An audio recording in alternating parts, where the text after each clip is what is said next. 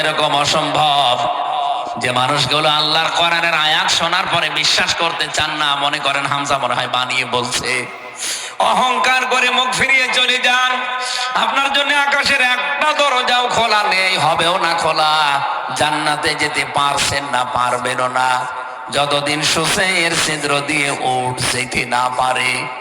এটা যেমন অসম্ভব, আপনার জন্য জান্নাতেও যাওয়া ওইরকম অসম্ভব। ওয়াকাযালিকা নাজিসিল মুজরিমিন, আল্লাহ বলেন পাপিষ্ঠদেরকে এইভাবে শাস্তি দেব। শাস্তির ধরনও আল্লাহ এদের পরে দিয়েছেন, লাহুম মিন জাহান্নামা মিহাদু ওয়া মিন ফাওকিহিম গাওয়াশ ওয়াকাযালিকা নাজিসিজ জালিমিন। আল্লাহ বলেন কবরে রাখার পরে উপরে ফুল দেবে আর নিচে দিয়ে আমি আগুন লাগিয়ে দেব। আল্লাহ পাক